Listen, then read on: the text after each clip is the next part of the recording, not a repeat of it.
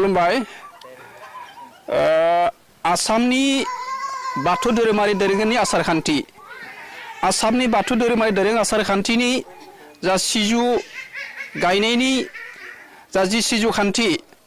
जा बेहाय मेर दङ जों आसामनि बेलायाव एसे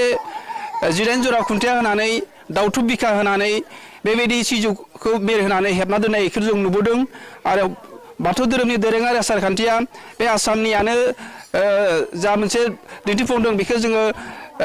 नुबोनाय जादों बे बेलायावहाय जों दार्जिलिं जिल्लानि बे माजुवा सुबानि गोथार थानसालियाव जों दंफैयो आरो बे गोथार थानसालिनि जा सिजु मेर दुंनाय बे सिजु मेर दुंनाया आसामनि सिजु मेर दुंनायजों आरो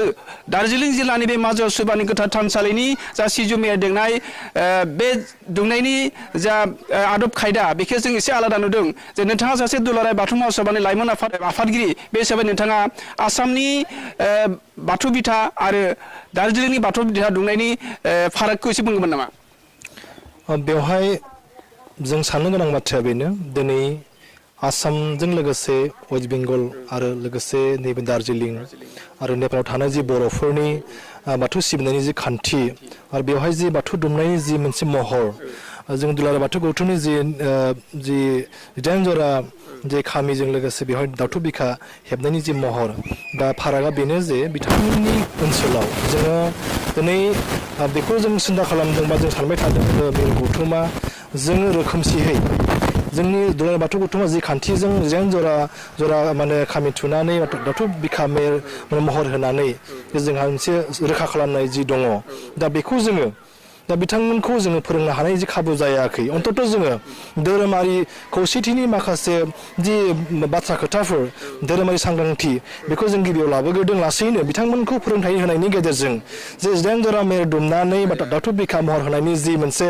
नुथाय आदब खायदा जों बेखौ फोरोंनो थाखाय नाजागासिनो दङ अन्तत दा जोङो बाख्नायनांगोन बयनाङो बिथांमोननि सिबिनाय आदर्श खान्थिफोरा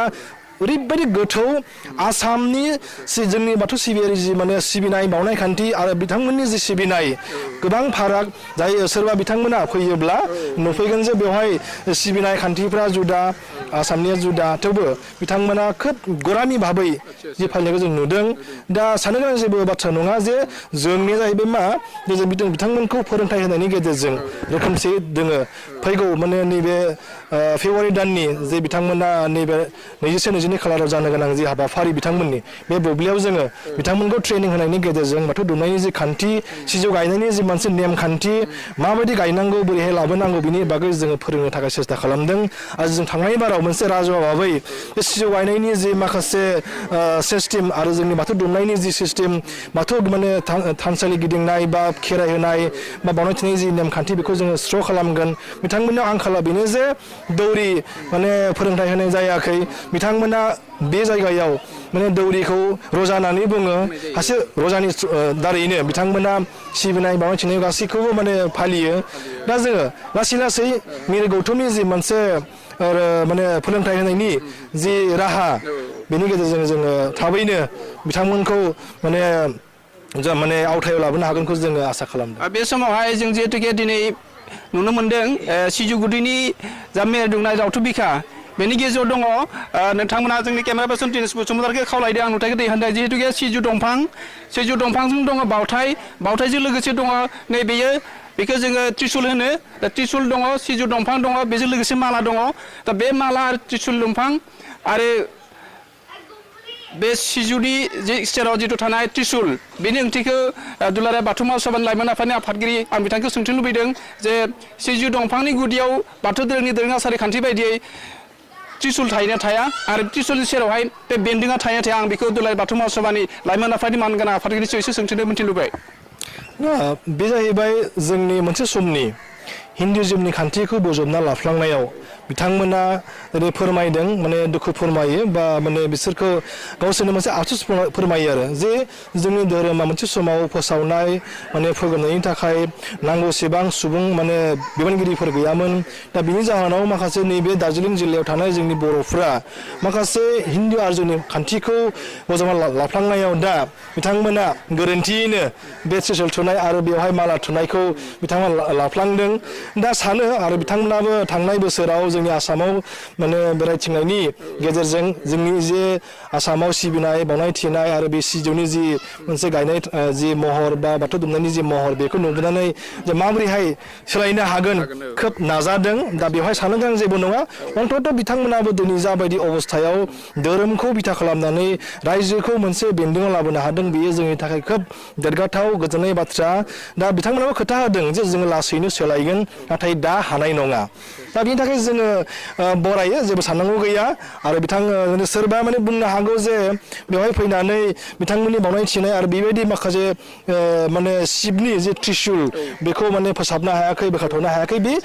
साननांगौ जेबो नंथ'आ समजों लोगोसे फोथायनाया जुदि दङ जेला बेहाय बिथांमोनखौ लाबोनायनि जि मोनसे राहा बेखौ जोङो सेस्था खालामदों नाजादों बेखौ आर'जनि गेजेरजों बुजायनायनि गेजेरजों बाथौ आरो माने शिब आरो बाथौ खायफाया सानो बाथौआनो शिब शिबानो बाथौ बे नङा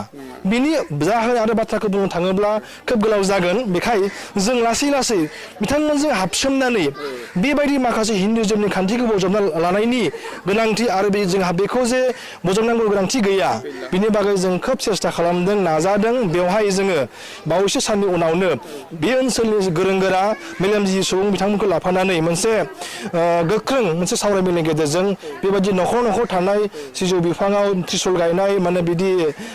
माने माला गानहोनाय बेबायदि माखासे खान्थिखौ लासैनो बोथोरनि जों राहा लादों निस्सय बेयो सानसे समाव जोबलांगोन आसा खालामदों नेपालाव थानाय जोंनि बर' वेस्ट बेंगलाव थानाय जोंनि बर' जोंनि दुलाराय बाथौ गौथुमनि जि थांखि फोसाबनाय खान्थिजोंनो बुहुमाव जोङो रोखोमसे बाथौ सिबियारि बा रोखोमसे सिबिनाय खान्थि खालामनो थाखाय जोङो नाजागोन आरो जों खोथा होयो लासै लासैनो आरो बिथांमोन बरायनाय लेखायै जोङो लासैनो बियो जोबलाङो जों सानदों आरो जोबनायाव दार्जिलिं जिल्लानि बे हाबाफारिनि गेजेरजों दार्जिलिं जिल्लानि रायजो राजाफोरखौ नोंथाङा बाथौ बिबुंसार गेजेरजों मा रादाब हरनो नागिरदों जोबनायाव बेखौनो आङो फोरमायनो सानदों बा फोसाबनो सानदों जे बिथांमोननि जि माने ओरैबायदि फोथायनाय आरो सिबिनाय जि आग्रह दा बेवहाय बिथांमोननि सिबिनाया खोब मोजां जादों जोंनि सिबिनाय बिथांमोननि सिबिनाय दा बे बेलायाव बेनो जे आर'जनि गेजेरजों बिथांमोनखौ माबोरैहाय मोनसे गोसो लोहाबनाय बिदि मोनसे थासारि लाबोनो हागोन दा बेवहाय जोङो खोब नाजादों दा दिनैनि बुब्लियाव मागो दमासिनि जि माने जि बावनाय थिनाय जि नेमखान्थि बेवहाय आङो दुलाराय सुबुं माहारिनो बेखौनो फोसाव सानदों जे बिथांमोनाबो लासैनो माने सोलायनायनि जि मोनसे माने बिथिं बेखौ लाबोनायाव माने खोब माने थाबै सोलायगोन बेखौ आङो दुलाराय बर' सुबुंफोरनोनो